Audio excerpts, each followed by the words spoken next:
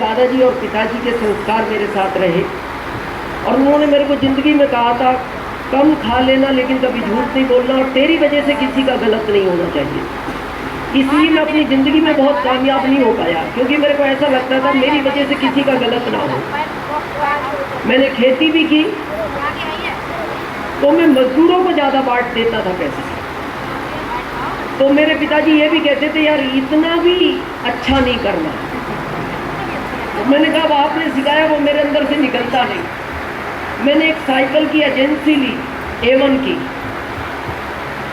तो उसमें जो मेरे यहाँ मिस्त्री काम करते थे उनकी आज अपनी दुकानें हैं, मेरी बंद हो गई। जॉब में गया तो मेरे साथ वाले आज सब अपने घरों में हैं जिन्होंने अपने घर बना लिए। मैं जॉब तक एक 10 बाई 6 के रूम में किराए से ही रहा। तो जब मेरे को किसी ने RCM की बात की और उसने ये कहा कि दिनेश जी जैसा तुम हो वैसा ही एक बिजनेस है जिसमें सच बोल के अमीर बना जा सकता है, लोगों का अच्छा करके अमीर बना जा सकता है। तो मैंने कहा ये काम की मैं तलाश में हूँ शुरू से, और उस दिन मैंने इस RCM को शुरू किया। तो मैं जो भी बात आपसे करूँगा एक तो प्रैक्टिकल करूँगा, सच करूँगा।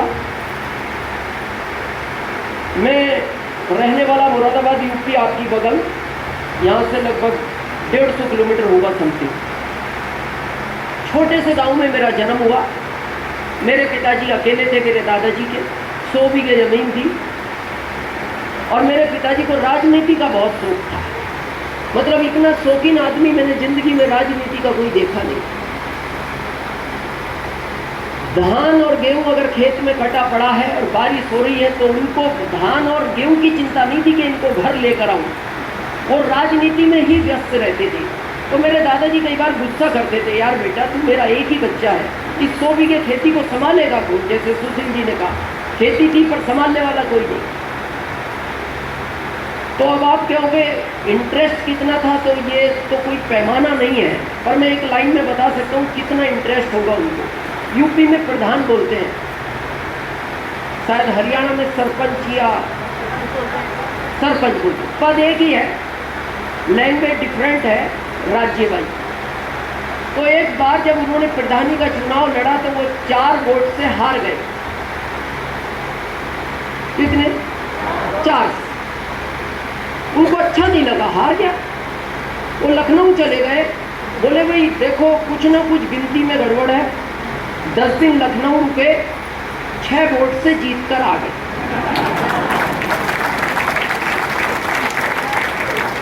अब वो मैं तो नहीं जानता क्या हुआ होगा, मैं छोटा था, इतना इंटरेस्ट था उनको। अब आप समझ सकते हैं इसी लाइन। उस परिवार में मेरा जन्म हुआ और मैं लगभग 6.5 साल का था। मेरे को याद है मेरे को स्कूल में जमा कराया गया। हाँ, उस समय बच्चे अपनी मर्जी से कोई जाते थे, वो जमा ही कराया जाता था। और उस समय ज़्यादा छोटे बच्चों को भी नहीं भेजा जाता था। उस समय मेरे को याद है 5, 6, 7 साल में शायद। आजकल तो वो फैशन बन गई कि 4 साल 3 साल, अभी तो सुनते 2 साल में प्रवीण जी शायद वो प्ले स्कूल में डाल देते हैं। कितने साल में? 2 साल। कहाँ भेजा उसको? प्ले स्कूल, मतलब खेलने की जगह। तो घर में वो चुनाव लड़ता, बच्चा घर में क्या करता? खेलता। किसके साथ खेलता? माता पिता के साथ खेलता। आपने पैसे देकर अनजान लोगों के साथ खिलवाया। इसीलिए आजकल देखना आप, आजकल के बच्चों का आपसे इमोशनल अटैचमेंट कम हो गया। जो उम्र आपके साथ खेलने की है उस उम्र में वो अनजान लोगों के साथ खेलते हैं।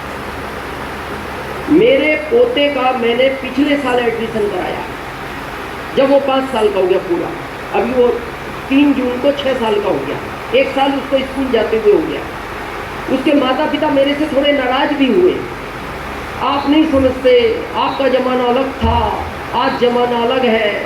आपके ज़माने में बगैर पढ़ाई के काम हो सकता था, आपको पता नहीं, आज बगैर पढ़ाई के काम नहीं चलता।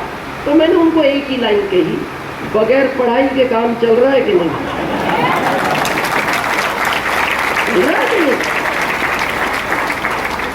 मैंने कहा ये कितना भी बड़ा ऑफिसर बन जाए, ये मेरी बराबर पैसा नहीं कमा सकता। मैं आरसीएम के माध्यम से इस भारत सरकार को हर महीने 1 लाख रुपए इनकम टैक्स देता हूँ, 1 लाख।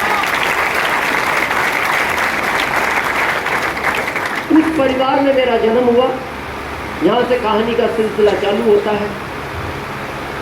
तो मेरे फादर ने हेड मास्टर साहब को कहा, उस समय प्रिंसिपल नहीं हेड मास्टर हुआ करते, बोले ये मेरा बच्चा, इसको ठीक से पढ़ाओ और ध्यान देना इसकी पढ़ाई पर, पढ़ने में अच्छा हो तो इसको हर साल क्लास बदलवा देगा, तुम्हें कहीं लगे ये पढ़ने में कमजोर है तो इसको 1 साल उसी क्लास में और रखना। और आखिरी लाइन उन्होंने बोल दी, मैं इस गांव का प्रधान हूं, और वो चले गए। तो उन हेड मास्टर साहब को भी शायद ये बात मेरे पिताजी की अच्छी लगी। उन्होंने मेरे को 10वीं तक 18 साल पढ़ाया, और 18 साल के बाद उन्होंने गांव में खबर भिजवाई, प्रधान जी को भेजना, यानी मेरे पिताजी। बुलवाया गया और कहा गया, प्रधान जी इस बच्चे की पढ़ाई कंप्लीट हो गई, या तो आप इस बच्चे को इस स्कूल से ले जाओ या फिर ये स्कूल हम यहाँ से ले जाएं। ये बात पिताजी को अच्छी नहीं लगी, उनको थोड़ा गुस्सा भी आया, पर वो कुछ बोले नहीं। उन्होंने कहा नहीं नहीं, आपको स्कूल ले जाने की जरूरत नहीं है, इस नालायक को मैं ले जा रहा हूँ। और वहाँ मेरा पढ़ाई का कैरियर खत्म हो गया। यूपी से कुछ लोग हैं, सुशील जी विशेष है। यूपी की सरकार 10वीं फेल वालों की तरफ देखती भी नहीं। मेरे को नहीं पता था ऐसी सरकार है उस समय, मैं तो बच्चा था। तो मैं 6 साल तक अपनी मार्कशीट लेकर घूमा यूपी सरकार के पीछे, जिसको दिखाए वो कहते कुछ नहीं होगा। लास्ट में एक ऑफिसर मिले मेरे को, तो उन्होंने देख के मेरे को कहा, दिनेश कब से इस मार्कशीट को लेकर घूम रहे हो? तो मेरे को ऐसा लगा शायद ये कुछ करेंगे। मैंने कहा सर 6 साल हो गए और मेरे को ऐसा लगता है कि अब मेरा कुछ हो सकता है। 5 मिनट तक देखने के बाद उन्होंने कहा, दिनेश इस मार्कशीट को तू ऐसी जगह रख जो आज के बाद तेरे को भी दिखाई ना दे, ये किसी काम की नहीं है, इसमें ढूंढना पड़ता है नंबर आए किस में है। तो आपको पता है, आप सब जानते हैं, यहाँ कई राज्यों के लोग फरीदाबाद में काम करते हैं। आदमी का जहाँ जन्म होता है वहाँ उसको कोई काम करने में छोटा शर्म महसूस होती है। तो मेरी माँ ने कहा, बेटा तू यहाँ तो काम कर नहीं पाएगा, खेती तेरे से होगी नहीं, क्योंकि खेती में थोड़ा सा मजबूत आदमी चाहिए। अभी तो थोड़ा मैं न्यूट्रिशन खा के ठीक हो गया, पहले मैं बहुत कमज़ोर था। बोले खेती तेरे से होगी नहीं, छोटा काम करने में तेरे को शर्म महसूस होगी, तू या तो शहर बदल ले या फिर राज्य बदल ले। तो मैं 1995 में एमपी शिफ्ट हो गया, और मैं एमपी गवर्नमेंट को धन्यवाद देता हूँ इस बात का, वो 10वीं फेल वालों का ध्यान रखती है। उन्होंने मेरे को जॉब दिया 2075 रुपये। उस जॉब को मैं कर ही रहा था। आदमी उस तारीख को कभी नहीं भूलता जो उसकी लाइफ का टर्निंग पॉइंट होता है। वो तारीख थी 26 जुलाई 2002, आज के 21 साल पहले। मैं अपने ऑफिस में इंटर हुआ तो मेरे बॉस को कोई आरसीएम का प्लान दिखा रहा था, और आप जानते हैं बॉस के सामने आप ज़्यादा बात नहीं कर सकते, बोल नहीं सकते। तो मेरे बॉस ने चंद सेकंड मेरे को देखा, मेरे को ये भी नहीं कहा कि तू भी समझ ले या तू भी बैठ जा, और वो फिर प्लान देखने लगे। 35 मिनट, लगभग 30 से 35 मिनट उस व्यक्ति ने बात की मेरे सामने। पहले कब से कर रहा था मैं नहीं जानता। 35 मिनट के बाद उस व्यक्ति ने मेरे बॉस को पूछा, यू आर इंटरेस्टेड? तो बॉस का जवाब था, आई एम नॉट इंटरेस्टेड, मैं इस तरह के काम नहीं करता, आप जा सकते हो। तो मेरे को थोड़ा अच्छा नहीं लगा। मैं गांव में पला बड़ा, एक संस्कारी, पानी की तो बात पूछनी थी, चलो चाय नहीं। उन्होंने कुछ नहीं कहा, आप जा सकते हो। वो चले गए। तो मैंने मेरे बॉस को पूछा, मैंने कहा सर थोड़ा सा पानी तो पूछते। और मैंने कहा काम तो अच्छा लगा मेरे को, भले वर्तमान नहीं है भविष्य है, आज कुछ नहीं होगा भविष्य में अच्छा कुछ है। बोले तू अपना काम कर। मैंने कहा सर मैं वो रोज़ करता हूँ, आज भी करूँगा, पर आप मेरे से उम्र में ज़्यादा हो, मेरे से जॉब में बड़े लेवल पर हो, ज़िंदगी का अनुभव ज़्यादा है, तो मैं आपसे एक बात पूछना चाहता हूँ, जिस आरसीएम की ये बात कर रहा था इसको किस तरह के लोग कर सकते हैं? तो उन्होंने 6 जवाब दिए, ध्यान से सुनना। पहला, दिनेश, इस काम को वो लोग करते हैं जिनमें अकल नहीं होती। दूसरा, इस काम को वो लोग करते हैं जिनके पास पहले से कोई काम नहीं है। तीसरा, इस काम को वो लोग करते हैं जो पढ़े लिखे नहीं होते। चौथा, इस काम को वो लोग करते हैं जिनकी घर में कोई वैल्यू नहीं है। पांचवा, इस काम को वो लोग करते हैं जिनको रिश्तेदारी में कोई बुलाता नहीं। आखिरी जवाब, ये काम तू कर सकता है।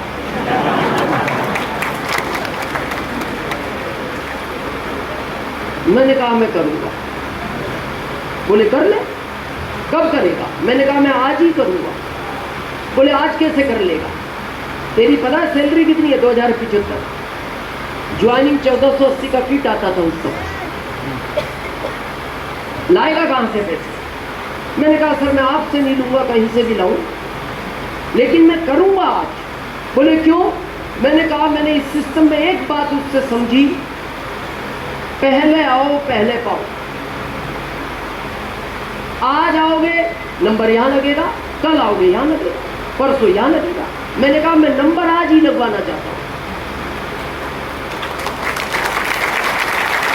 और मैंने लगवाया। कब? 26 जुलाई 2002। कंपनी के पास क्या था? केवल एक प्रोडक्ट, कपड़ा, वो भी पैंट पीस। तो हम लोगों को जब पैंट पीस देते थे, लोग पूछते थे सर शर्टों का क्या करेंगे? मैंने कहा अभी पैंट पहन के बिजनेस करो, शर्टें जब आएंगी जब देखेंगे। और हमने शुरू किया। मैं आज उन लोगों से निवेदन करना चाहता हूं जो आज पहली बार आए हैं, आ ही गए हो, नंबर लगवा लेना। काम कभी भी शुरू करना, 1 हफ्ते बाद, 15 दिन बाद, 1 महीने बाद, 1 साल बाद, आ ही गए हो, नंबर लगवा लेना, क्योंकि इसमें नंबर का बहुत बड़ा रोल है। जिनका नंबर कुछ समय के लिए छूटा उनसे पूछना इसका दर्द, और जिन्होंने सही टाइम पे लगाया उनकी खुशी पूछना उनसे। मेरे बॉस वो 4 साल पहले ज्वाइन हुए, वही कौन से ये काम तू कर सकता। कब ज्वाइन हुए? मेरे 17 साल के बाद। मेरे 17 साल के बाद। अभी रॉयल्टी अचीवर है, अगले साल रिटायर्ड हो रहे हैं। तो जिस दिन वो ज्वाइन हुए तो मैंने उनको कहा, मैंने कहा सर ज्वाइन तो कर रहे हो, पर इस काम को किस तरह के लोग करते हैं ये तो विचार करो। आप विश्वास नहीं करोगे, वो रो पड़े। और मेरे को अच्छा नहीं लगा। मेरे को ऐसा लगा मेरी बात से वो मेरे दादाजी की कहानी याद आ गई कि मेरे वजह से उनको दुख हुआ। तो मैंने उनसे माफ़ी मांगी। मैंने कहा नहीं सर सॉरी, मैं थोड़ा फ्लो में आ गया, मेरा पहला दिन याद करके, मेरे को ऐसा नहीं कहना चाहिए था, पर मैं माफ़ी मांगता हूँ। आप रो पड़े इस वजह से। मैंने कह दिया कि कर तो रहे हो, याद करो कौन करता है इस काम को। बोले दिनेश मैं इसलिए नहीं रोया, मेरे को रोना इसलिए आ गया, मेरे बच्चे अभी 8-9 साल के हैं। जब ये 20-21 साल के होंगे और बड़े होंगे, इनको समझ आएगी, तो वो मेरे से एक प्रश्न जरूर पूछेंगे, पापा जॉब में आप दिनेश चौधरी की अप्लाइंग थे, यानी सीनियर अप्लाइंग। जॉब में आप दिनेश चौधरी की अप्लाइंग थे, आरसीएम में दिनेश चौधरी आपकी अप्लाइंग कैसे बन गया? बहुत बड़ा मैसेज है इसके पीछे। जो लोग आज भी सोचते कर लेंगे, कहाँ जा रहा है, 6 महीने बाद कर लेंगे, कोई भारत गायब हो गया या आरसीएम गायब हो गया। मैं आपसे पूछता हूँ, ऐसी सिचुएशन अगर आपके पास आ जाए, क्या जवाब दोगे अपने बच्चों को? तो उन्होंने मेरे से पूछा, दिनेश तुम्हें आरसीएम का अनुभव मेरे से 17 साल का ज़्यादा है, तुम बताओ क्या कहना चाहिए। मैंने कहा सर मेरे को तो एक ही बात समझ में आती है, एक ही लाइन बोल देना बेटा, उस समय मेरे को अकल नहीं थी। सिंपल। वो कहेंगे दिनेश बात तो अच्छी है, पर वो ये भी तो पूछ सकते हैं उस समय नहीं थी तो बाद में कैसे आ गई। बहुत सोचने का विषय है। बस मेरा एक ही निवेदन है, जिसके भी साथ आए हो, जो भी आपको लेकर आया है या जिसने बुलाया है, आ ही गए हो नंबर लगवा ले।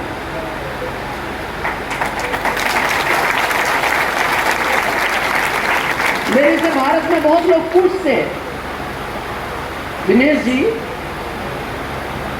पढ़े लिखे ज्यादा नहीं, गांव के रहने वाले आरसीएम में इतने अमीर कैसे बन गए। तो मैं एक ही लाइन बोलता हूं, मैंने कहा नंबर दे देना किस समय का लगा हुआ है। जब कोई लगवाने को तैयार नहीं था, ये उस समय का नंबर है। प्रश्न आता है आरसीएम करना चाहिए या नहीं। बुलाया तो इसीलिए गया है। दो चीज है जिंदगी में, बड़े ध्यान से सुनना। पहला, या तो कोई काम आपको करना नहीं आता, सेकंड, या उस काम को आप करना नहीं चाहते। सिंपल है। करना नहीं आता ये भारत सिखाने के लिए तैयार है, करना नहीं चाहते तो आज ये समझेंगे हम कि आरसीएम हमें करना चाहिए या नहीं। आज हम बहुत प्रैक्टिकल बात करने वाले हैं। तैयार हैं आप? आज हम एक गेम खेलेंगे, उस गेम में आपको बड़ा अच्छा भी लगेगा और आपको समझ में आएगा कि आरसीएम करना चाहिए या नहीं।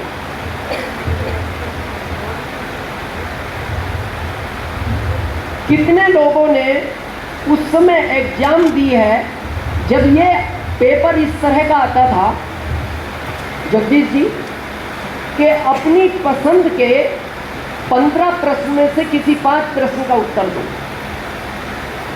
कितने लोगों ने उस समय एग्जाम दिया? क्या आता था लिखा हुआ? अपनी पसंद के किसी भी 15 प्रश्न में से 5 प्रश्न का उत्तर दो। तो आप कौन से 5 प्रश्न का उत्तर देते थे जो आपको आसान लगते थे? तो आज हम वही समझेंगे हमारी जिंदगी कितनी मुश्किल है, इसका क्या आसान उत्तर है। मैं सारी चीजों पे डिस्कस करूंगा। हम सब यहाँ क्यों इकट्ठा हुए पता है?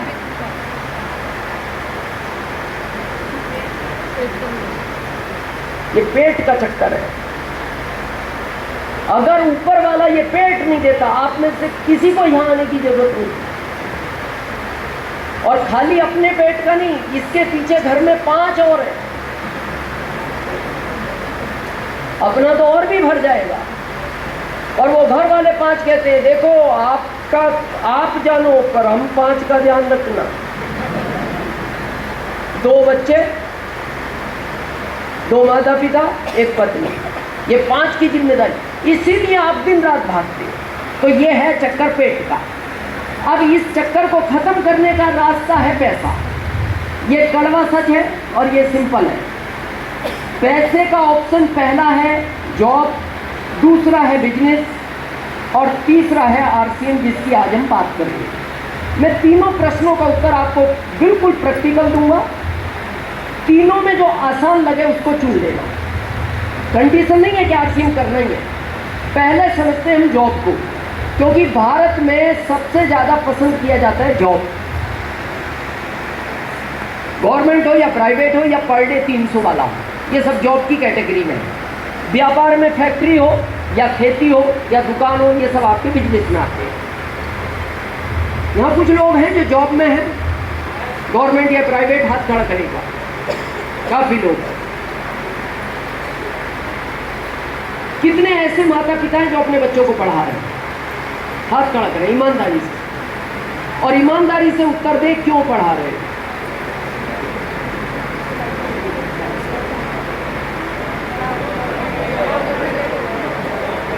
हाँ, जॉब के लिए। ये बिल्कुल फैक्ट है। आप उन बच्चों को अच्छा इसलिए पढ़ा रहे हो, जॉब चाहिए। आपको क्या लगता है आगे जॉब मिलेंगे? नहीं मिलेंगे। जानते हो ये बात? फिर क्यों पढ़ा रहे हो?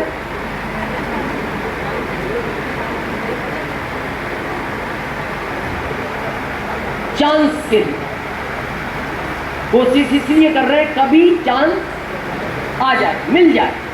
तो मैं आज आपको प्रैक्टिकल समझाऊंगा, वो चांस भी नहीं मिलेगा, नहीं मिलेगा, कुछ भी कर लो आप। समझे प्रैक्टिकल? जब हम 50 करोड़ थे, जॉब ज्यादा थे, हम कम थे, और उस समय आपको मेरी बात का विश्वास ना हो, अपने दादाजी से पूछना अगर है तो, नहीं तो पिताजी से पूछना। सरकार ढूंढती थी जॉब के लिए और हम छिप जाते थे। सरकार ढूंढती थी और हम छिप जाते थे। अभी हम ढूंढ रहे हैं जॉब, सरकार छिप रही है। उल्टा हो गया। क्यों? पॉपुलेशन बढ़ती गई, जॉब कम होते गए। हम 60 करोड़ हुए, जॉब कम हुए, 70 हुए, जॉब कम हुए, 80 हुए, जॉब कम हुए। अब ये कैसे कम हुए? आपको ये इतने धीरे धीरे खत्म हुए कि आपको पता नहीं लगा। कैसे पता नहीं लगा? कितने लोग जानते हैं हमारे पूर्वजों के पूंछ थी या सुना है? हाथ खड़ा करो जिन्होंने सुना है। और ये रियलिटी है, हमारे पूर्वजों के पूंछ थी, और वो इतने लंबे टाइम में धीरे धीरे खत्म हुई कि किसी को पता नहीं लग पाया। आज सोचो अगर आपके होती, बैठते कैसे?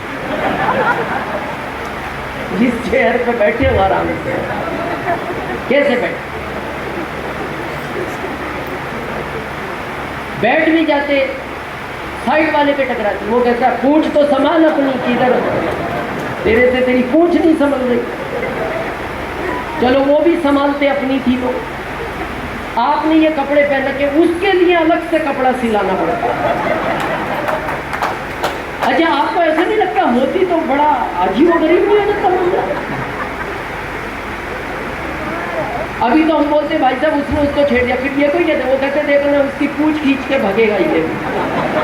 जो भी एक्सरसाइज है वो धीरे धीरे खत्म हुई और हमें पता नहीं लगा। और आज हमें ऐसा लगता भी नहीं होगी, और सोचते हैं तो बड़ा अजीबोगरीब लगता है, यार होगी तो ये लगते कैसे होंगे, कैसे बैठते हैं। इसी तरह ये जॉब खत्म हो रहा है। आज थोड़ा प्रैक्टिकल समझते। जब हम 50 करोड़ थे, बैंक में 20 लोग काम करते थे। कितने? 2 मैनेजर, 2 पैसा देने वाले, 2 पैसा लेने वाले, 2 पासबुक प्रिंट करने वाले, 2 चेक क्लियर करने वाले, 2 सफाई कर्मी, 2 सुरक्षा में, लगभग 20 लोग। कब? हम कितने थे? 50 करोड़। हम बढ़े तो पॉपुलेशन बढ़ी तो सरकार का खर्च बढ़ा। तो सरकार ने कहा खर्च बढ़ रहा है, तो जब पॉपुलेशन बढ़ी तो बैंक में पैसा लेने वाले ज़्यादा पहुंचे और देने वाले कितने? 2। तो उन्होंने 5 बजे कह दिया कल आना। कल गए, भीड़ और ज़्यादा बढ़ गई। ये बात सरकार तक पहुंची तो सरकार ने कहा क्या करें? बोले और 2 बढ़ाओ। उन्होंने कहा पहले ही देश का खर्च बढ़ गया तो सैलरी तो हम दे नहीं सकते। तो किसी ने आइडिया दिया बिना सैलरी का आदमी लाओ। बोले भारत में मिलता है? बोले भारत में नहीं, आउट ऑफ इंडिया है। बोले 5 बजे तक जॉब करता है? बोले नहीं, 24 घंटे करता है। बोले फ्री में? हाँ फ्री में। बोले बैंक तो 5 बजे बंद हो जाएगी, वो रहेगा कहाँ? बोले बैंक के बाहर रहता है। डिस्कस हुई, एटीएम आ गया। क्या आ गया? बिना सैलरी का। कहाँ खड़ा रहता है? रात में 2 बजे जाओ, पैसा देता है कि नहीं? गया 2 लोगों का जॉब और आपको पता नहीं लगा, चला गया। फिर आ गया पैसा जमा करने वाला, फिर 2 का चला गया। फिर आ गया पासबुक प्रिंट करने वाला, फिर 2 का चला गया। अब आ गया चेक क्लियर करने वाला, फिर 2 का चला गया। और मेरा ओपन चैलेंज है, 25 साल के बाद आपको भारत में बैंक नाम की चीज नजर नहीं आएगी। आएगी नहीं। हम बढ़ रहे, जॉब कम हो रहे। और ये मैं एक सेक्टर की बात नहीं कर रहा, जिसको भी देखो आप रेलवे की बात करो। जब हम 50 करोड़ थे, कोयले का इंजन चलता था, 10 लोग काम करते थे उस इंजन में। और हम कितने थे? हम 60 करोड़ हुए, 2 निकाल दिए गए। हम 80 करोड़ हुए, वो इलेक्ट्रिक लिया है, 2 ही बचे। अभी हम 140 करोड़ है, उन्होंने कहा अब ड्राइवर भी नहीं रखना, कंप्यूटराइज कर रहे हैं वो पूरी ट्रेनों को। मेट्रो कर दी आदि उन्होंने, उसमें न ड्राइवर है, न गार्ड है, न टीटी है। अब हम बढ़ रहे हैं, जॉब खत्म हो रहे हैं। और ये हमें धीरे धीरे पता नहीं लगा। अब आपको क्या लगता है हम 10 साल बाद 125 करोड़ हो जाएंगे? कितने? 200 करोड़। इतना हिस्सा तो हरियाणा ले जाएगा। कैसी बात कर रहे हो?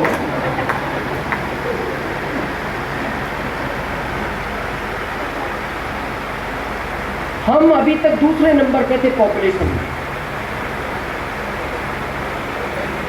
चीन पहले पे था, अभी हम पहले पे आ गए। पता हम पहले पे क्यों आ गए? भारत के आदमी को ये कभी बर्दाश्त नहीं होता कोई उससे आगे निकल जाए। होता ही। आप प्रैक्टिकल देखना, आप बाइक से आराम से जा रहे हो, दो दोस्त, आपके पीछे से एक बाइक वाला निकले तो आपका दोस्त क्या बोल रहा है? देख क्या रहा है, आगे निकल गया, खींच एक्सीलेटर। फिर ये खींचता और कर जाता है उसको क्रॉस, फिर बोलता है भाई अब नहीं पकड़ पाएगा। तो हम बहुत टाइम से चिंतित थे यार, चीन आगे निकलेगा। तो फिर कुछ बुद्धिमान लोगों ने कहा भाई साहब खींचो एक्सीलेटर, क्या देख रहे हो?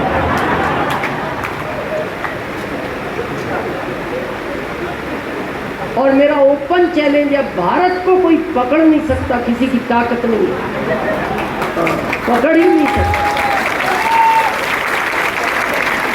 चलो ये तो खुशी की बात है, पकड़ नहीं सकता।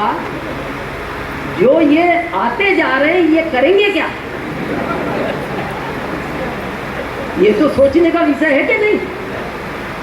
ट्रैफिक पुलिस में चौराहे पे 4 लोग खड़े किए जाते थे, कैमरे लगा दिए उन्होंने, उन चारों का भी गया। और ये हर सेक्टर में उसी पूछ की तरह हो रहा है। ये बहुत विचार करने का विषय है। और ये कहानी आज की नहीं है, समस्या पता क्या है? ये कहानी है 25 साल बाद की। और हम समझदार लोग हैं भारत के, हम पता क्या बोलते, अभी सब ठीक है ना, 25 साल बाद समस्या आएगी तो 25 साल बाद कर लेंगे। तो 25 साल बाद करने कौन देगा? इनको आज चेयर नहीं मिला, इनको आज बैठने की जगह नहीं मिली, आपको इसमें जगह मिलेगी। बहुत सोचने का विषय है। अच्छा फिर भी मैं एक बात पूछता हूं, यहां जितने लोग जॉब में हैं, ईमानदारी से बताना, 20 साल पहले जो जॉब में आनंद था, सॉफ्टनेस थी, रिलैक्सपन था, अभी है? अच्छा जो सहनशीलता आपके पिताजी में थी, आप में है? जो आप में, आपके बच्चों में है? जिस जॉब को आप नहीं कर पा रहे, आपको क्या लगता है बच्चा कर लेगा? क्योंकि जो जॉब कर रहे हैं वो जानते हैं, मैं कहना नहीं चाहता, ये उनसे पूछना। पढ़ा लिखा व्यक्ति IAS, एक मंत्री उससे आधा भी पढ़ा लिखा नहीं, वो उसको इतने हल्के शब्द बोलता है,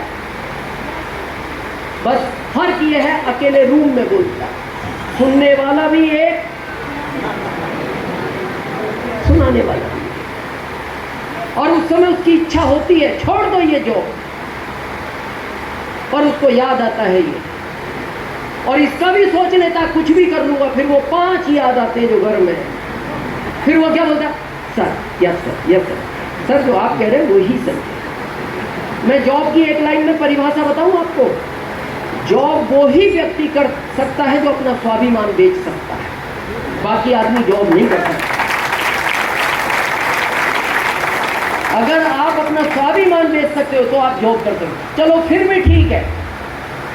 अभी स्थिति पता है जॉब वालों की क्या? ये सर्वे है जो एजेंसियां सर्वे करती है ना दुनिया का, इंडिया के लिए एक सर्वे आया। इंडिया में अभी आपको पता है सबसे बड़ी बीमारी कौन सी है?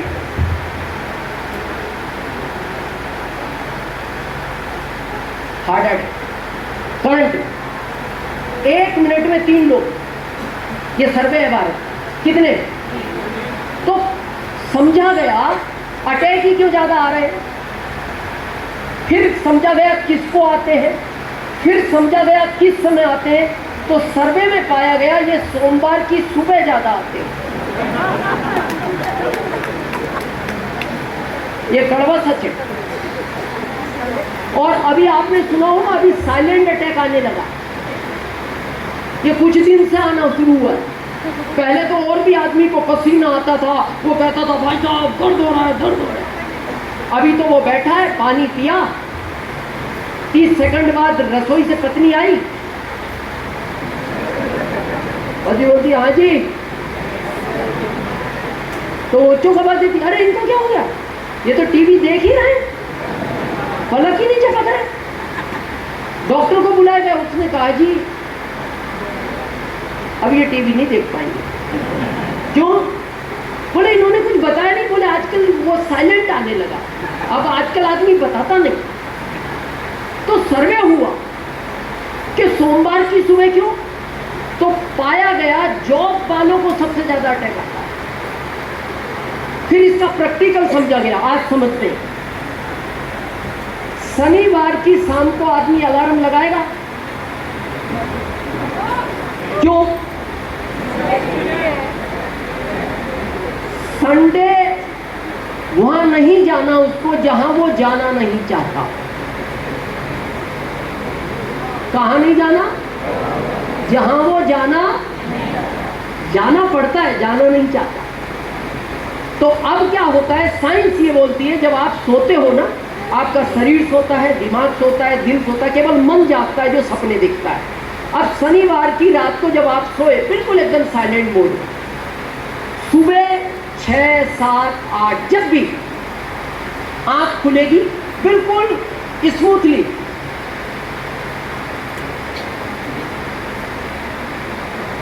पानी पियोगे, चाय पियोगे, अपनी दिनचर्या करोगे, कहीं घूमने जाना है जाओगे, नहीं तो रेस्ट करोगे। संडे की शाम को अलार्म लगाओगे क्योंकि नोएडा जाना है, मथुरा जाना है जॉब के लिए, लगाओगे तो 5 बजे का, 4 बजे का, 5:30 का, जो भी XYZ। अब संडे की रात को भी ये साइलेंट मोड में सोया था। कौन कौन? शरीर, दिमाग, दिल। अब सोमवार की सुबह 5:30 बजे जैसे वो अलार्म बजा, अचानक बजा, ये अचानक डरा, ओ 5:30 बज गई, दिनचर्या पूरी करेगा, भगेगा। अब ये छोटा सा दिल कितने सोमवार डराओगे इसको?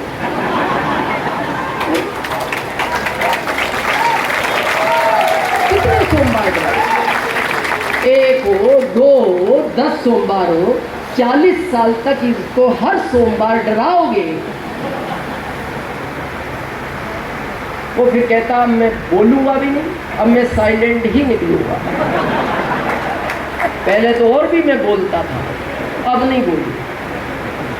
क्या जीवन हो गया। और फिर भी हमारा फोकस नहीं है RCM की तरफ। मैं ये नहीं कहता सब ठीक है, करो। मैं आपसे एक प्रश्न पूछता हूं, अभी गर्मी का थोड़ा एहसास है, आप सबको अभी कहा जाए पानी पियोगे तो आपकी इच्छा होगी पीऊंगा, मीटिंग के बाद तो पियोगे। पानी कहाँ है? पानी इस जमीन में भरा पड़ा है, कहीं 200 फीट, कहीं 400 फीट, कहीं 150 फीट, कहीं 100 फीट, पानी पानी है जमीन में। नदियां हमारे पास से निकल रही हैं, निकालने के साधन अलग अलग है, पानी फ्री में मिलता है भारत में। अब जिसकी आपको प्यास लग रही है फ्री की चीज की, आपसे हम कहें हम फ्री का पानी तो नहीं देंगे, पैसों का 1 गिलास दूध पिलाएंगे, कितनी देर सहन करो? 2-3 घंटे। फिर प्यास लगेगी, चाहिए क्या? कोई फ्री का पानी। फिर हम कहेंगे फ्री का पानी नहीं देंगे, मौसम्बी का जूस देंगे, पैसों से लाए। कितना टाइम निकाल सकते हो बगैर पानी के?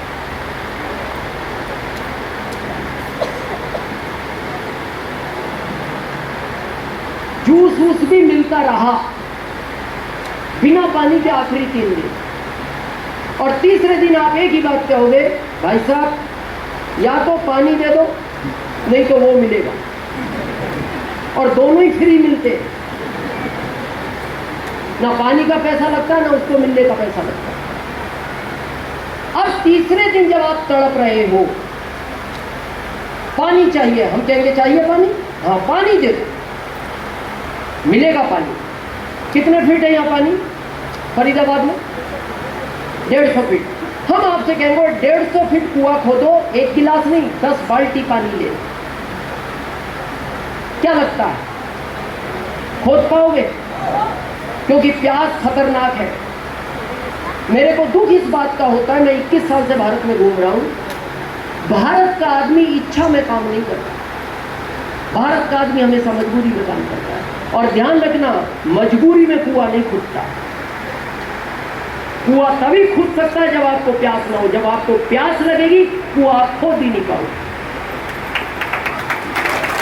तो जॉब करो, मैं विरोध में नहीं, जॉब करो, लेकिन इस कुएं को खोदते रहो। जिस दिन आपका जॉब वाला कुआं पानी पिलाना बंद करेगा, 7 पीढ़ियों तक आरसीएम का कुआं आपको पानी पिलाएगा।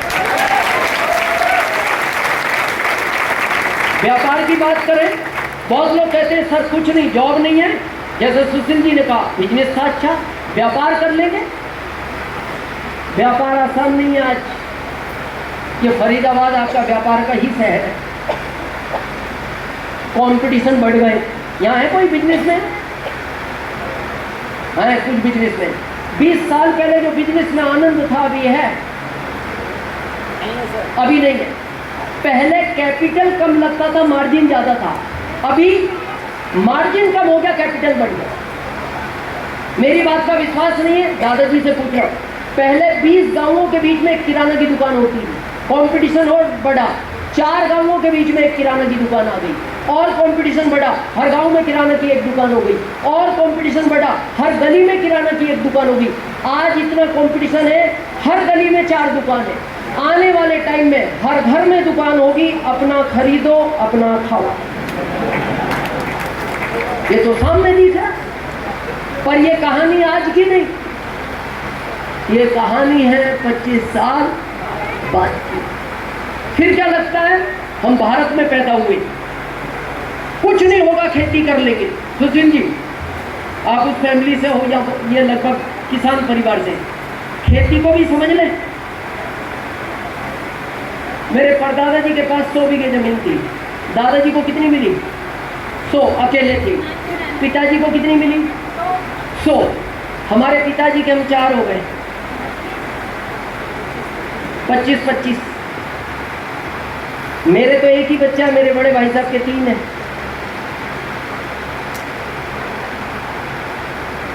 कितनी?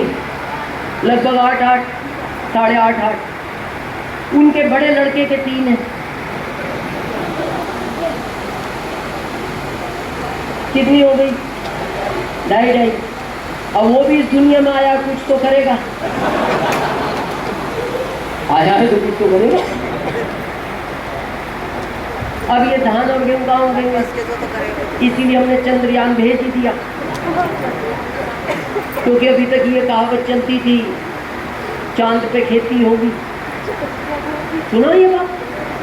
तो मेरे को वही कहानी दिख रही है। कहाँ होगा? पॉपुलेशन बढ़ रही है, क्षेत्रफल तो वही है। और जब मेरे पिताजी को 100 बीघे में आनंद नहीं आया, जब दूध 1 रुपए लीटर था, इसको 2.5 बीघे में आ जाएगा 60 रुपए लीटर दूध में।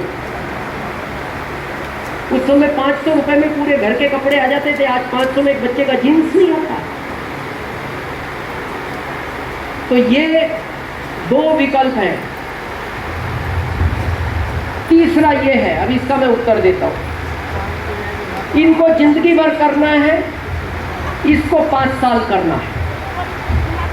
करना क्या है? अच्छे कपड़े पहनो, लोगों से अच्छी बात करो, लोगों को समझाओ। अभी जगदीश जी ने कहा ना, मैंने मेरे 2 एमरल्ड तैयार कर दिए, मैं हूं क्या स्टार एमरल्ड? मेरे को तो मेरे तैयार कर दिए, मेरे को अपनी चिंता नहीं थी, सिस्टम है। तो ये काम भारी है, अच्छे कपड़े पहनो, लोगों से अच्छी बात करो, लोगों को समझाओ। भारी काम है? आसान है? क्या है? लोगों को समझाना। भारी ये है, भारत के लोगों को समझाना है, ये भारी है। मेरे को बहुत दुख होता है जब मैं कई बार सोचता हूँ भारत के आदमी को इतना क्यों समझाना पड़ता है। आप देखना भारत में पशु पक्षी जल्दी समझते हैं। यहाँ किसान है, हाथ खड़ा करेगा। आप एक बैल को पहली बार खेत से घर तक लाओ, पहले दिन, दूसरे दिन लाओ, तीसरे दिन उसी रास्ते से, चौथा, पांचवा, छठा, सातवां, आठवां, 9 दिन लगातार लाओ। 10वें दिन आप उसके रस्ते खेत में छोड़ देना, क्या करेगा? घर आ जाएगा। क्यों? 9 दिन समझाया है आपने उसको। कितने दिन? हम 21 साल से समझा रहे हैं, और बैल को नहीं, बैल को नहीं समझा। ये बड़ा सोचने का विषय नहीं है। ये मेहनत करते हैं सारे। जगदीश जी ने कहा मैं 400 लोगों को यहाँ लाया, 200 को गुड़गांव ले गया, 150 को अलीगढ़ ले गया। कितना मुश्किल काम है, बार बार। और यहाँ फरीदाबाद में हर महीने जयप्रकाश जी मेहनत करते हैं, टाइम लेते हैं, सुशील जी बात करते हैं, लीडर की तारीख फाइनल होती है, गर्मी में बैठना पड़ता है, 150 का टिकट, और यही बात फिर समझाई जाएगी। अगले महीने मीटिंग है ना, केसी छावड़ा सर की, 24 सितंबर। तो 24 सितंबर को आप लोग आओगे? आओगे? आज बात समझ में नहीं आई?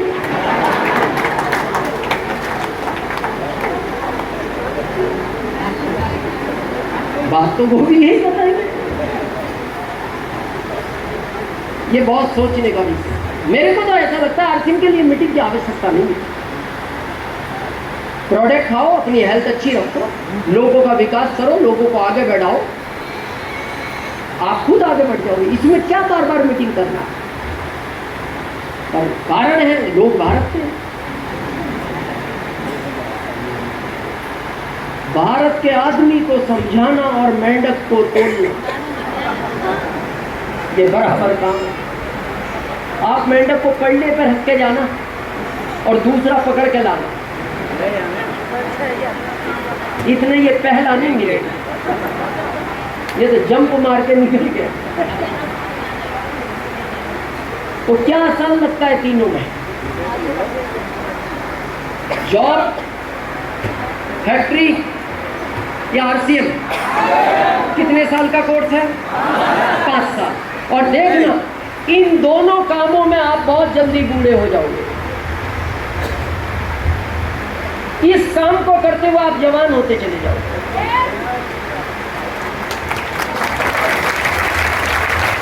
मेरी एक 2004 की सीटी है वेस्ट बंगाल की। अभी बात कर रहे थे, नरेश जी ने बहुत दिखाई उसको टीम में। उसमें आप मेरी सेहत देखना, एकदम मूछे, स्किन डाउन, अभी पहले से अच्छा हूं। 10 साल बाद मिलोगे मैं और अच्छा मिलूंगा। ये आरसीएम का कमाल है। ये 2 कामों में पता है आज भारत में आदमी 40 का है, लगता 55 जैसा। इन 2 कामों को करते हुए आदमी की एज कितनी है? 40, और देखने में कैसा लगता है? 55 जैसा। समय के पहले बूढ़ा हो गया, क्योंकि ये हार्ड वर्क है, यहाँ लोड ज्यादा रहता है। ये स्मार्ट वर्क है, यहाँ लोड कम रहता है। थोड़ा समझे इसको, क्यों हो जाता आदमी यहाँ बूढ़ा?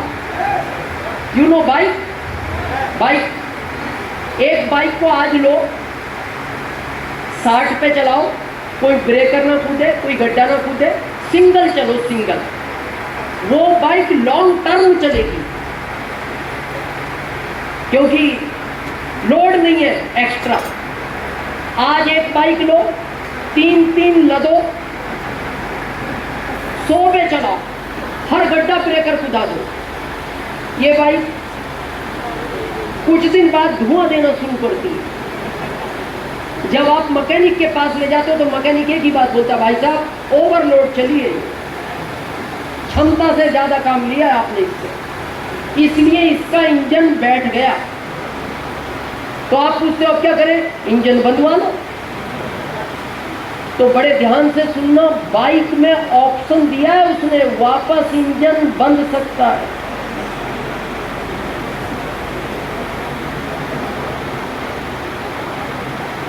इसमें उसने ऑप्शन डाला ही नहीं, ये आखिरी में धुआं ही देता है।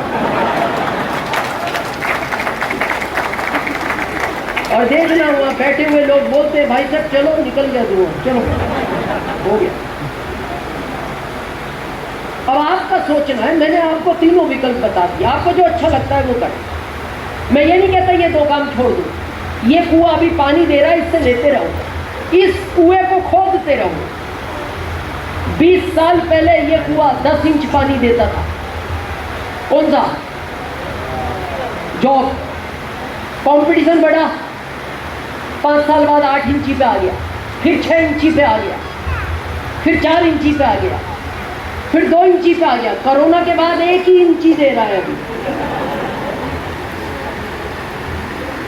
व्यापार में भी वही कहानी है, 20 साल पहले ये 10 इंची, फिर 8 इंची, 6 इंची। एटलस जैसी फैक्ट्री बंद होगी आपकी, कितनी बड़ी फैक्ट्री जिसका नाम चलता था दुनिया में, पानी छोड़ गई। 1 इंची तो छोड़ो, पानी छोड़ दे।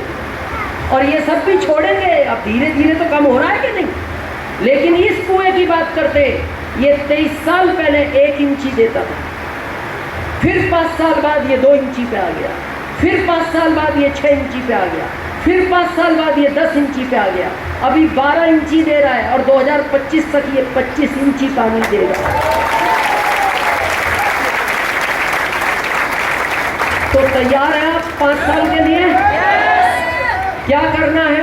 कुछ नहीं, आए हो तो सबसे पहले आज एंट्री लो, अपने घर का प्रोडक्ट लो। ये सारा प्रोडक्ट आज हम बंडरबंड चलेंगे यहाँ से, आप उसको देखना। जो लोग मेरे से पर्सनल मिलना चाहते, कोई डिस्कस करना चाहते, हम यहाँ नहीं रुकेंगे, तुरंत हम बंडरबंड जाएंगे। वहाँ जाके अपनी पसंद का प्रोडक्ट लो। सबसे पहला अपने आप से वादा करो मैं 100% प्रोडक्ट यूज करूँगा। क्यों? सबसे पहला अपना स्वास्थ्य अच्छा करो। यहाँ मेरे फादर की एज के लोग बैठे हैं, इनको पूछना पहले भारत में आदमी के जो ये बाल थे 40 साल के बाद सफेद होना शुरू होते थे। आज स्थिति यह है 40 तक कंप्लीट घूमता है।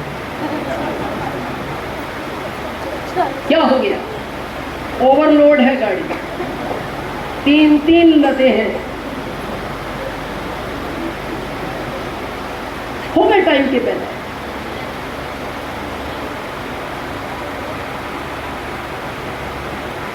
ये ओरिजिनल है,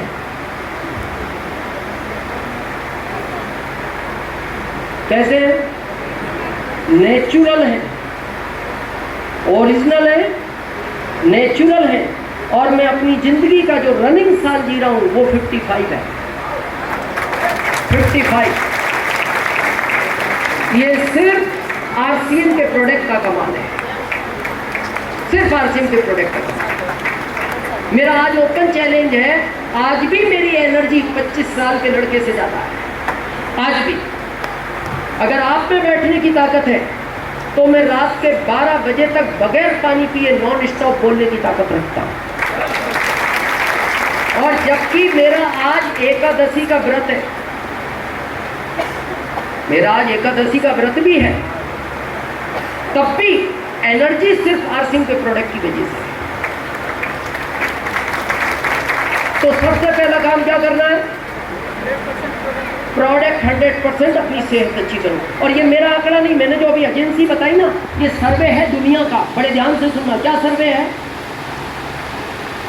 आपके बैंक में 1000 रुपया जमा है, बड़े ध्यान से सुनना। कितना? 1000।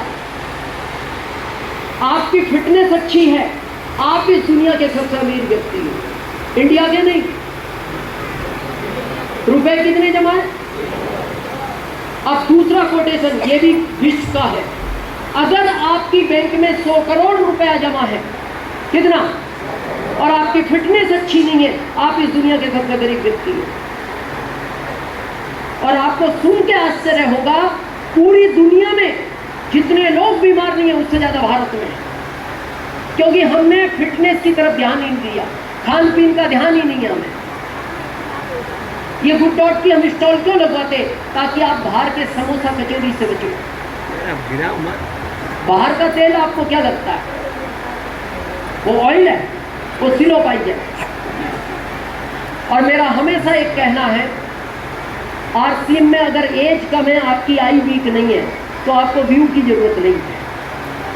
आपकी एनर्जी अच्छी है तो शायद आपको प्रोटीन की जरूरत नहीं है। लेकिन मेरे कहने से दो प्रोडक्ट अभी आरसीएम में खाना बंद मत करना, एक तो हेल्थ गार्ड ऑयल और एक गामा ऑयल। ये दोनों कभी खाना बंद नहीं करना। आपको पता है आज भारत में 60% लोग ओवरवेट है, 60। कोई यहां तक, कोई यहां तक, कोई यहां तक, कोई तो इतना है कि उसको ले जाकर चाय दो तो अलग से टेबल नहीं देना पड़ता, इधर ही रख के पीता रहता है। उसको पूछो क्या है, सेल्फ सर्विस, टेबल साथ है। अच्छा उससे पूछो भाई साहब ये क्या है, तो पता है क्या बोल रहे, क्या लगता है क्या है, खाते पीते परिवार से हूं। खाता पीता परिवार मतलब भारत की लैंग्वेज में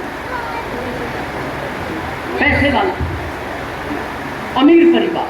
क्या बोलता है वो, मैं इसलिए मेरा पेट बाहर है, मैं अमीर परिवार से हूं। तो फिर मुकेश अंबानी का पेट तो वहां तक होना चाहिए। घर से निकलता 4 लोग का पेट लेके निकलते, भाई साहब अमीर परिवार का आदमी आ रहा है,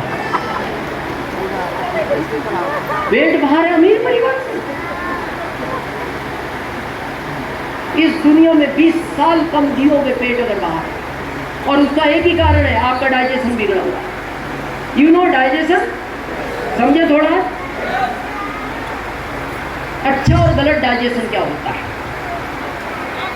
सुबह उठे, पानी पिया या नहीं पिया और बाथरूम की तरफ रेस लगा दी और 3 से 5 मिनट में बाहर आ गए, तो आपका डाइजेशन अच्छा है और आप हमेशा फिट रहोगे। और ये भारत में 20% लोग हैं। 80 का क्या हाल है, उठा, पानी पिया, फिर थोड़ा टहला,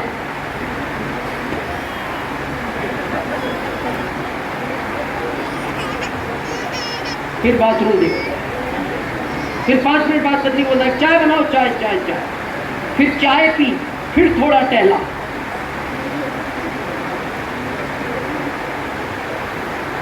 फिर 3 मिनट बाद बोलता है कड़क चाय बनाओ, कड़क, वो चाय थोड़ी चाय नहीं लगी, फिर वो कड़क पी ली, फिर थोड़ा टहला,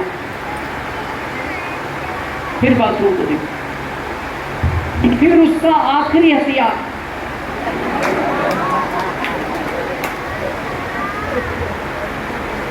वो अंदर पता नहीं क्या घुमाता है, ऐसा करके वो थोड़ी देर उसको, फिर थोड़ी देर बाद फिर देखता है, तो वो बाथरूम में उसको यही बोलता है मैं भी यही सोच रहा हूं तू आएगा कब। और जब ये चला जाता है ये फिर निकलता नहीं। अब भारत में ज्यादातर परिवार वो हैं जिनके घर में एक ही बाथरूम है। 60% परिवार कैसे हैं, एक ही बाथरूम है। ये बैठ गया अंदर, बच्चे के स्कूल का टाइम हो गया, बच्चा उधर घड़ी देखता है, अब वो बच्चा है डरता भी है, फिर मम्मी को बोलता है मम्मी स्कूल का टाइम हो गया, तो फिर मम्मी बोलती नहीं, उसको इशारा करती है, क्या कर, गेट बजा, गेट, तो ये फिर गेट, पापा ओ पापा पापा, और ये साइलेंट बैठा, बोल नहीं रहा, पापा ओ पापा, अब वो बोला नहीं, तो ये मम्मी को बोलता है शायद नींद आ गई, मम्मी बोल ही नहीं रहे हो तो मम्मी तो जानती है ना नींद नहीं, ये निकलेगा नहीं, तो फिर मम्मी उसको इशारा करती है। अच्छा मम्मी बोलती क्यों नहीं? क्योंकि अगर वो मम्मी की बात सुन लेगा बच्चा तो स्कूल चला जाएगा ना, घर में फिर मम्मी अकेले बची तो उसे वो भी खतरा है, तो वो बोलती नहीं, फिर बच्चे को इशारा करती है। फिर ये जा, पापा पापा बाहर आओ बाहर, तो ये अंदर से ही बोलता है जिस चीज के लिए आया हूं वो तो बाहर आए, फिर मैं बाहर आऊं। क्या स्थिति बना दी। और फिर भी हम क्या कह रहे हैं, सर आरसीएम की क्या जरूरत है? मैं बताऊं क्या जरूरत है। आरसीएम को पैसे के लिए मत करो, नहीं चाहिए पैसा मत करो। आरसीएम को सम्मान के लिए मत करो, नहीं चाहिए सम्मान मत करो। आरसीएम को सुरक्षा के लिए मत करो, पर आरसीएम को इसलिए जरूर करो ताकि बच्चे स्कूल समय से पहुंचे। बच्चे तो स्कूल समय से पहुंचे। अब वो रोज टीचर रोज पूछता है आज कहाँ लेट हो गए। कभी वो कहता है सर साइकिल की चेन निकल गई, फिर अगले दिन कहता है सर हवा निकल गई, तीसरे दिन कहता है सर वहाँ रोड बन रहा था, चौथे दिन कहता है सर वहाँ गड्ढा खोद दिया। कब तक बहाने बनाएगा? अच्छा ये कह भी नहीं सकता सच्चाई क्या है, टीचर को ये भी नहीं बता सकता पिताजी कब्जा करे बैठे थे।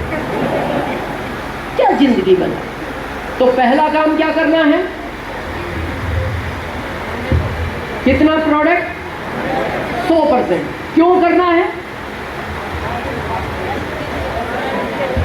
ये भी गवर्नमेंट का सर्वे है। पर दादाजी 100 साल जिए, सरकार बोलती है दादाजी 90, पिताजी 80, आपके बारे में सरकार ने लिख रखा था 60, इस साल से कर दिया 55। 100% अगर आप यूज करते हो तो आरसीएम फिर आपको यहां तक ले जाने की ताकत रखता है, फिर ले जाने की ताकत रखता है। यहां से ये सफर स्टार्ट होगा। उसके बाद जैसा ये सीनियर बात कर रहे थे, किसको बताना है? 2 को। सुशील जी बात कर रहे थे, 2 ने सुना नहीं, 2 ने सुना नहीं, फिर किसी 2 को बता दिया। मैं आज आपका बहुत बड़ा टेंशन खत्म करता हूं। इस बिजनेस में आ जाओ तो अपने आप को कभी भी कमजोर महसूस मत समझना कि मेरे से कोई सुनेगा नहीं, मेरे से कोई कहना नहीं मानेगा। आप अपना प्रयास जारी रखो। आप छोटे नहीं हो, आप भूल चुके हो। छोटा जो महसूस करता है, मैं आज आपको फिर दूं, छोटा आदमी कितना बड़ा काम कर सकता है, समझे? आज एक आदमी का ट्रांसफर हुआ, एग्जाम्पल वाराणसी से फरीदाबाद, तो बच्चे वहीं पढ़ रहे थे, तो उसने कहा पहले मैं शिफ्ट हो जाऊं, बच्चों की पढ़ाई पूरी हो जाएगी फिर उनको ले आऊंगा। लेकिन उसका एक कुत्ता था टॉमी नाम का, वो उस आदमी के बगैर नहीं रहता था। वो टॉमी को लेके शिफ्ट हो गया। कहाँ? फरीदाबाद। बड़े जॉब में था, सारी सुविधाएं थी, घर मिला। तो एक दिन उसका जो बेसिन का नल है वो खराब हो गया, तो उसने मैकेनिक को फ़ोन किया, भाई साहब। उसने कहा बाबूजी मैं 12 बजे के पहले फ्री नहीं हूँ। तो उसने कहा मेरे को तो 10 बजे ऑफिस जाना है। तो बोले एक काम करो, मैं अपनी चाबी पड़ोस में रख के जा रहा हूँ, चाबी लेना, ताला खोलना और चुपचाप नल ठीक करके आ जाना। और ये ध्यान रखना मेरे घर में 2 पालतू जानवर हैं, पहला टॉमी कुत्ता, दूसरा मिट्ठू तोता। इन दोनों को छेड़ना मत, छेड़ना नहीं, चुपचाप नल ठीक करना और आ जाना। जैसे ही वो घर में घुसा 12 बजे, कौन? मैकेनिक। टॉमी इतना बड़ा खुला घूम रहा और वो छोटा सा मिट्ठू तोता वो पिंजरे में बंद और ताला लगा हुआ। तो ये मैकेनिक सोचने लगा साहब को भी अकल नहीं है, जो बांधने की चीज थी वो खुली छोड़, और वो छोटा सा पंछी उसके ताला लगा दिया। फिर इसको बात साहब की याद आई तू किसी को छेड़ना मत, चुपचाप अपना काम। जैसे ये नल ठीक करने लगा तो पालतू था तोता भी, तो वो तोता इसको बोलता है जल्दी जल्दी ठीक कर। किसको? मैकेनिक। तो इसको अच्छा नहीं लगा कि जब आदमी से रेस्पेक्ट से बात नहीं करे गुस्सा आता है। और वो तो तोता, वो बोल रहा है जल्दी जल्दी ठीक कर, करना नहीं आता क्या? इसको गुस्सा आया, पर इसको फिर साहब की बात याद आई, छेड़ना नहीं। ये फिर ठीक करने लगा, फिर वो तो बोल नहीं करना आता तो निकल यहां से। ईगो हर्ट होता, इसका होने लगा। फिर ये बात याद आई, यार छेड़ना नहीं। फिर इसके मन में आया अपने को इसको नहीं छेड़ना, टॉमी को। ये छोटा सा जानवर, ये तो कर भी क्या लेगा अपना, और वैसे भी पिंजरे में ताले में बंद है। पर फिर भी उसने सोचा यार साहब ने मना किया, फिर ये नल ठीक करने लगा। उसने कहा अब तू यहां से निकल ही जा, नहीं तो मैं निकाल दूंगा। तेरे को इतना ही आता है? फिर इससे बर्दाश्त नहीं हुआ, फिर इसने पिंजरे की तरफ देखा और बोलता है उससे तेरे को भी इतना ही आता है? तो वो मिट्टू बोलता है नहीं नहीं, मेरे को इससे ज्यादा भी आता है। इसने कहा फिर बता। उसने कहा टॉमी छू।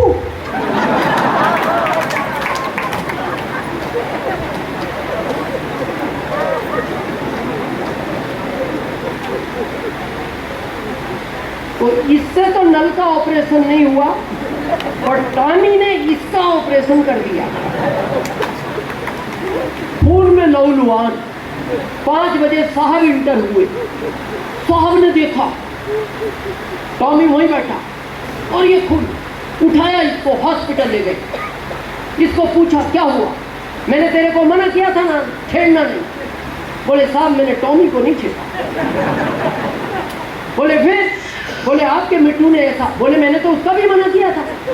पर बोले देखो बाबूजी, आज मैं एक चीज सीख गया, ना गलती टॉमी की है ना गलती उस मिट्टू की है। मैं आज एक चीज सीख गया, किसी को छोटा नहीं समझना, ये छोटा बहुत बड़ा काम कर सकता है। ये दिनेश चौधरी भी पहले दिन आरसीएम में बहुत छोटा महसूस करता था, और एक दिन मेरी अपलाइन ने छू कर दिया कि दिनेश चौधरी तू भी कुछ कर सकता है। सुशील जी को भी किसी ने किया होगा, इन सबको भी किसी ने किया होगा। तो आज के बाद अपने आप को छोटा नहीं समझना, सिस्टम ऐसे काम करेगा। आज मैं एक बहुत, आपको पता है अभी मई के बाद एक प्लान अपग्रेड हुआ, कितने लोगों को पता? अभी तक जो आप आरसीएम का प्रोडक्ट लेते थे, जितने का भी 2000 का, 3000 का, 5000 का, एग्जाम्पल 5000 का पीवी का, तो 7वें महीने कितना प्रोडक्ट फ्री मिलता था पहले? नहीं, क्योंकि दुनिया में कहीं सिस्टम नहीं है। लेकिन ये जो मई के बाद प्लान अपग्रेड हुआ है, इसमें 7वें महीने 5000 डीपी का प्रोडक्ट फिर आपको फ्री मिलेगा, और जब तक खरीदते रहोगे हर 7वें महीने फ्री मिलता रहेगा। और जिनका पहला चल रहा था वो ऑप्शन खुल गया है कंपनी में, अभी आप अपना फ्री वाला प्रोडक्ट सेलेक्ट करके ले सकते हो। और ये कंडीशन नहीं है यही लेना है, पूरा हेल्थ कार्ड ले लो, पूरा गामा ओरिजिनल ले लो, पूरा गुड डॉट ले लो, पूरा न्यूट्रिशन ले लो, वो आपकी इच्छा है। पहला तो ये अपग्रेड हुआ है। दूसरा, अभी तक जो कंपनी 45% पैसा बांटती थी, कितना?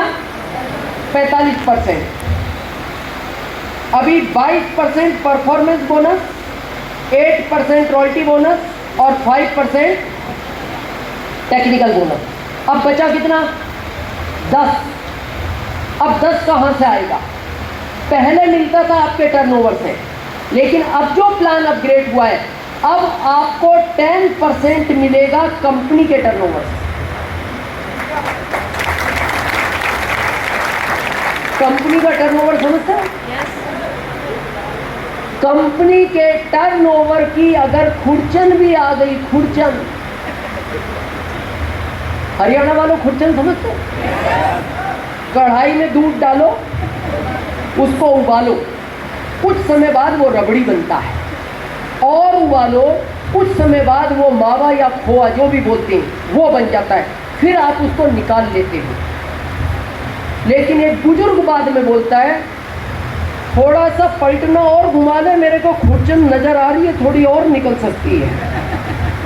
वो खुरचन होती है जिसको हमने वेस्टेज समझ के छोड़ दिया।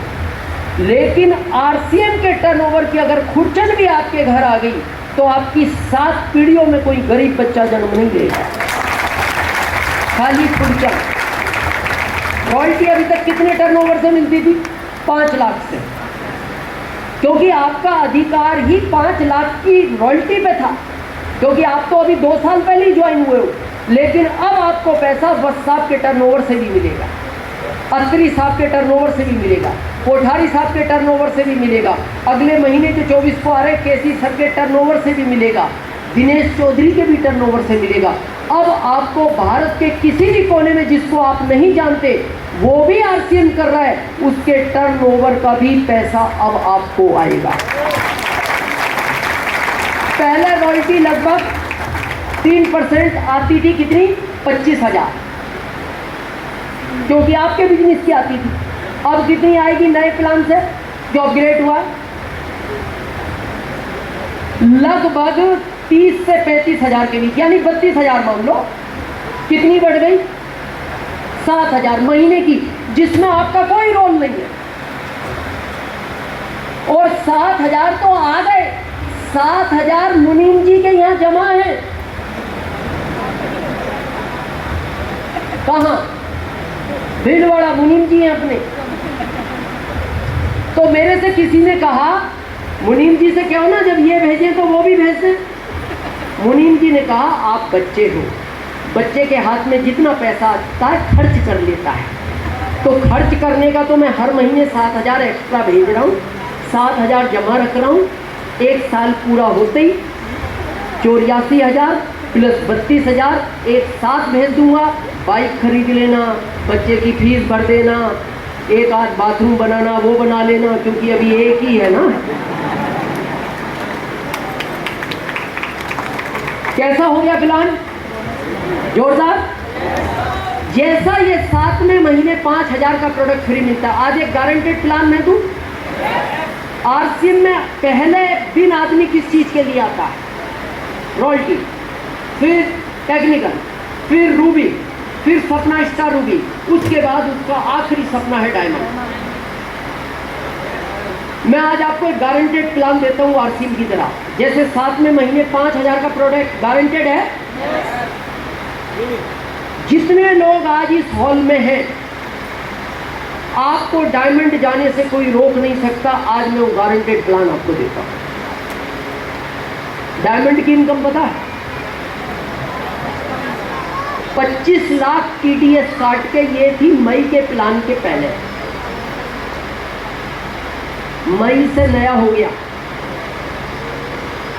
अब इनकम हो गई है 30 से 35 लाख पर मंथ टीडीएस काट के। 10 लाख एक्स्ट्रा लगभग, और 10 लाख ही हर महीने मुनीम जी के पास जमा। चाहते हो ऐसी पिन? मैं दूं एक प्लान? कितने लोगों को आज आपने यहाँ बुलाया था? जैसे मैंने कहा ना, जब मैंने करण जी को देखा मेरे को आश्चर्य हुआ, सर करण जी को किसने बुलाया? मेरे को नहीं पता किसने बुलाया, मैं अभी भी नहीं जानता, पर मैंने इनको देखा।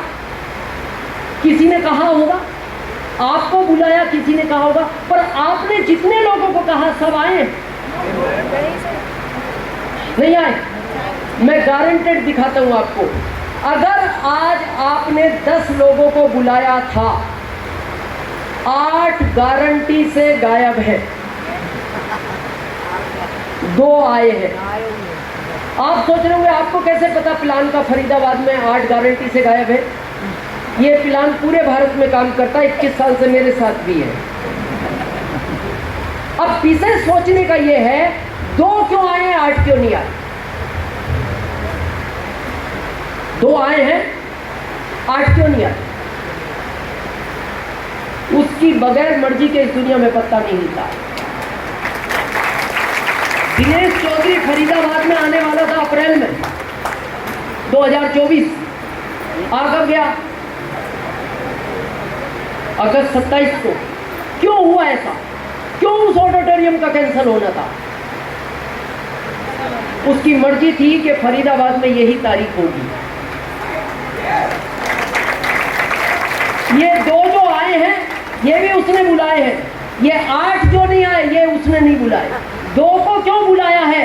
वो इन 2 को डायमंड बनाना चाहता है। 8 को क्यों नहीं बुलाया? 8 को वो डायमंड बनाना। मैं इसको थोड़ा आज प्रैक्टिकल समझाता हूँ आपको। कितने लोगों के घर में बेटियां हैं? बेटियां, हाथ खड़ा करो। हाँ, लगभग सभी घर में। जिस लड़के के साथ उसकी शादी होगी वो लड़का इस दुनिया में वो 2 साल पहले भेज चुका है।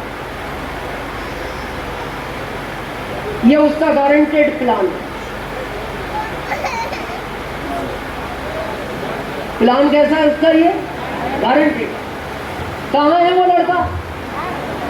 वो जानता है। आप पूजा, तो एक दिन पूजा में बैठ के उसको प्रार्थना करो, जब भेज दिया तो बता ही दो ना है कहाँ। क्या बोलता है? तू भी कुछ करेगा कि नहीं? भेज मैंने दिया बना के, ढूंढ तो तू।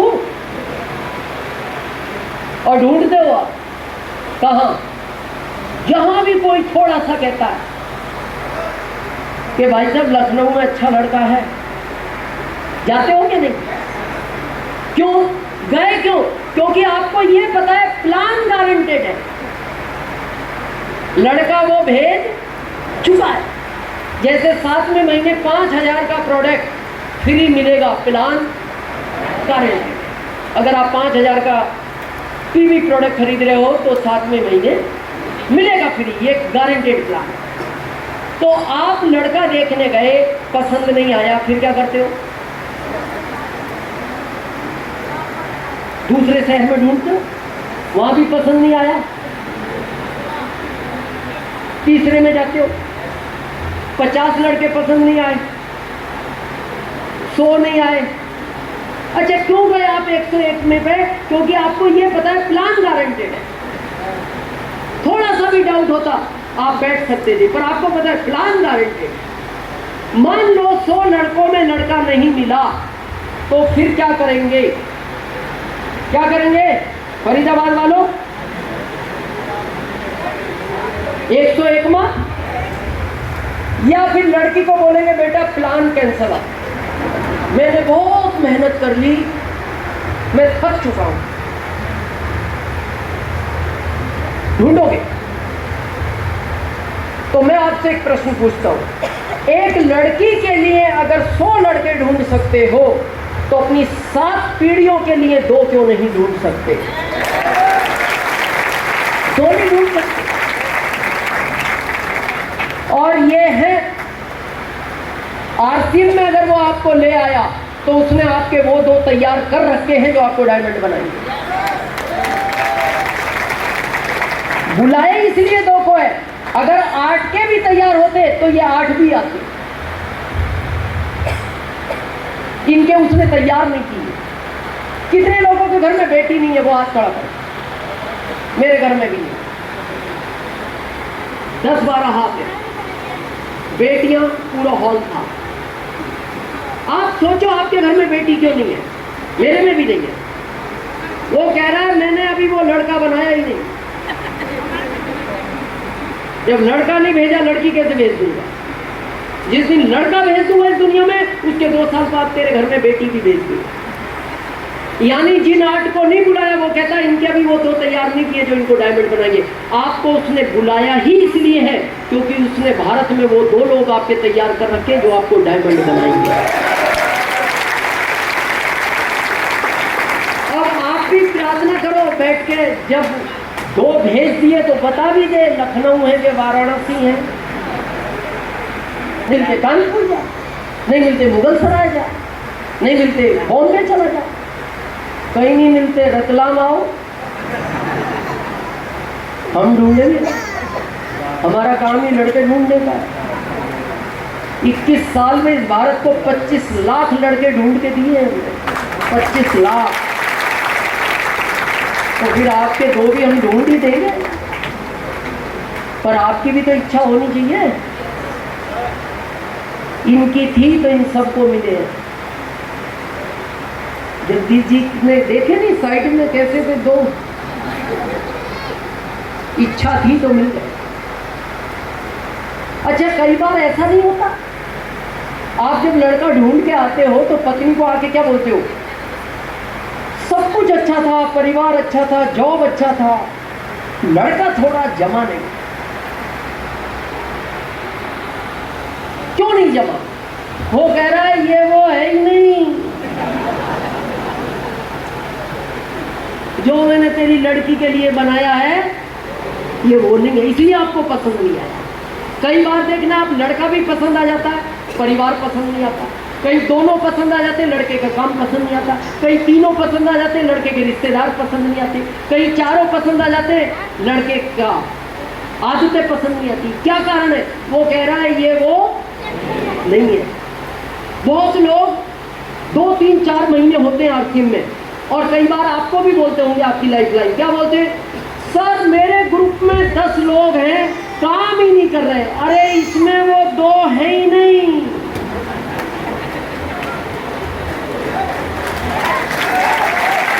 इसमें वो 2 नहीं है जो आपको डायमंड बनाएंगे। और याद रखना, ये इतने सीनियर बैठे हैं, आरसीएम में डायमंड नहीं बनाएगा, आपके ग्रुप में 2 ही लोग आपको डायमंड बनाएंगे, जिस दिन भी बनाएंगे, सिर्फ 2 लोग। वह साहब जब डायमंड बने थे, 2 ही नाम थे, राकेश शर्मा जी और अत्री साहब। जब भी भारत में नाम आता है, वह साहब डायमंड बन गए 2 लोगों की वजह से। कौन? राकेश शर्मा जी और अत्री साहब। बहुत लोग, मेरे को दुख होता है कई बार, थोड़े दिन बिजनेस किया, नहीं मिले, छोड़ दिया। ये जो दिनेश चौधरी आपके सामने खड़ा है ना, मेरा कभी कंपनी में इतिहास पूछना या मेरी पत्नी से पूछना, मेरे ग्रुप के अंदर 7,000 लोगों तक किसी ने भी काम नहीं किया था। 70 नहीं, 700 नहीं, 7,000 लोग। और मैं जॉब को रिजाइन दे चुका था, और जॉब को रिजाइन मैंने दिया मेरे परिवार के विरोध में।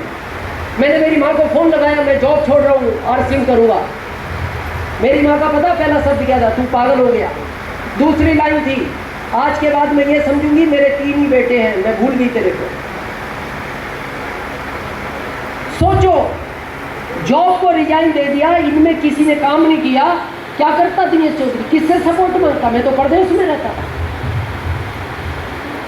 मैं जब इस सीन को याद करता था ना, मेरा आज भी रोम रोम कांप उठता है। मैं पूरे दिन चाय पी के काम चलाता था, क्योंकि खाने के मेरी जेब में पैसे नहीं हुआ करते। मैं घर आके ही खाना खाता था, और जब मैं खाना खाने बैठता था ना, और मैं फील्ड की कहानी याद करता था, मेरी आंख से आंसू टपकते थे और मेरी सब्जी में गिरते थे, और उस सब्जी को मैं फिर खा जाता था। और याद रखना, जिंदगी में आप सबसे कुछ भी छिपा सकते हो, पत्नी से कभी नहीं छिपा सकते। पत्नी, सिर्फ एक पत्नी की आदत होती है, वो बोलती नहीं, देखती सब है। और वो इस सीन को देखती थी। 1.5 महीने के बाद एक दिन मेरी पत्नी से मेरे से कहा, वो अच्छे परिवार से है, जहाँ उसका जन्म हुआ उसने बचपन से कार और बंगले देखे थे। मैं थोड़ा हल्की फैमिली से था उनके साथ, और वो मेरे साथ किराए के रूम में, क्योंकि मैं थोड़ा सिद्धांतवादी व्यक्ति था, ईमानदारी और लोगों की सहायता करने के लिए, इसलिए प्रोग्रेस नहीं हो पाई। तो एक दिन उसने मेरे से कहा, देखो जीवन में मैंने आपसे कुछ मांगा नहीं, मैं जिस परिवार से आई हूँ हर जगह मैं आपके साथ एडजस्ट किया है। मैं ज़िंदगी में एक चीज़ मांगना चाहती हूँ, मैंने आज तक आपसे कुछ नहीं मांगा, अगर दे सकते हो तो मैं मांगूँगा।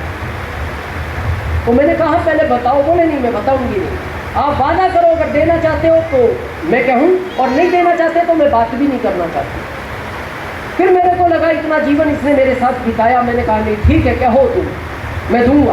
बोले प्रॉमिस करो, मैंने कहा मैं प्रॉमिस करता हूँ। उसने कहा मेरा आपसे एक ही निवेदन है, आज के बाद आप आरसीएम छोड़ दो।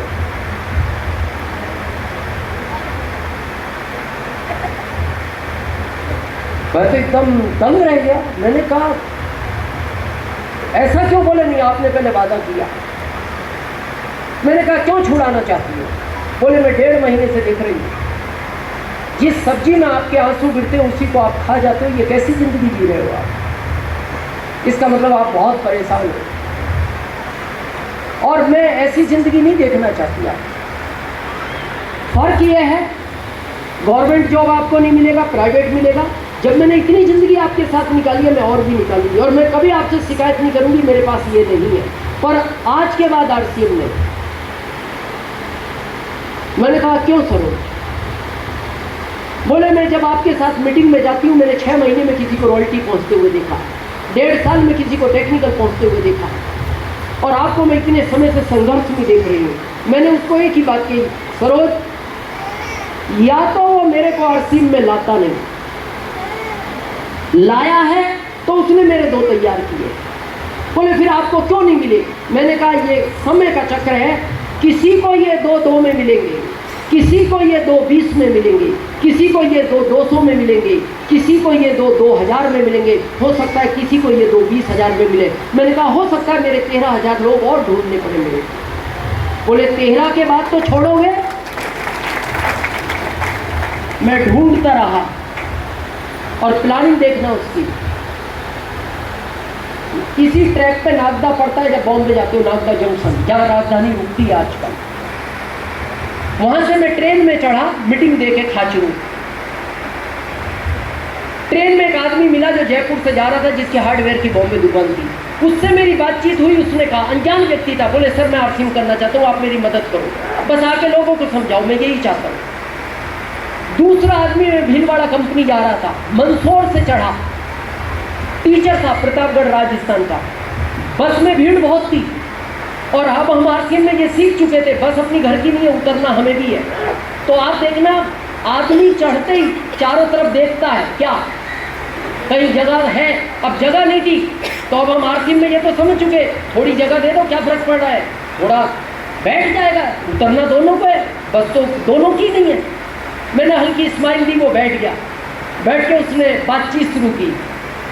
बातचीत में वो ज्वाइन हुए, और 2 साल बाद वो ट्रेन वाला और वो बस वाला दोनों रूबी हुए, और उसी साल में स्टार रूबी हुआ। तो मेरा आपसे एक ही निवेदन है, चलते रहना। मेरे टिकट पे एक स्लोगन लिखा हुआ आता है, लगे रहो लगन से, और ये मेरा पहले दिन का स्लोगन है। धीरे होगा, चला लेना, जॉब के साथ, व्यापार के साथ, छोड़ना नहीं। हमारे यहाँ शादियाँ होती हैं, शादियाँ, फेरे होते हैं, साथ हर फेरे पे पंडित जी एक वचन बुलवाते हैं। याद है किसी को वो 7 वचन? उस समय आदमी एक्साइटमेंट में भूल जाता है, मेरे को भी नहीं है। लेकिन जब 7वां फेरा आता है, उस समय पंडित जी एक बात बोलते हैं दूल्हे को, बेटा 6 वचन भूल जाएगा तो चलेगा, पर ये 7वां याद रखना। तो दूल्हा पूछता है क्या? बोले बेटा जिंदगी में कैसी भी सिचुएशन आ जाए, इसको छोड़ना मत। किसको? पत्नी को। तो वो दूल्हा पूछता है, देखो मेरा तो पहला अनुभव है, आप बताओ छोड़ना क्यों नहीं?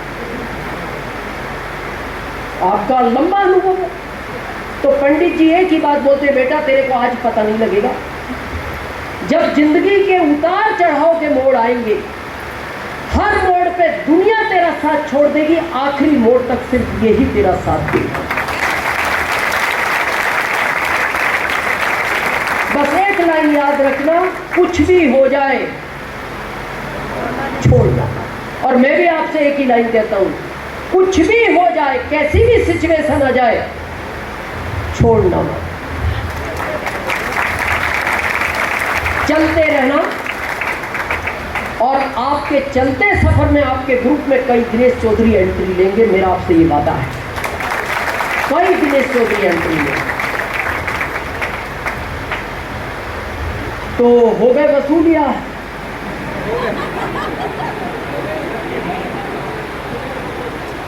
अभी नहीं हुए? कितने बचे? 100 ही हुए, 50 है। फरीदाबाद का आदमी समझदार है। चलो करें 10-15 मिनट और बात।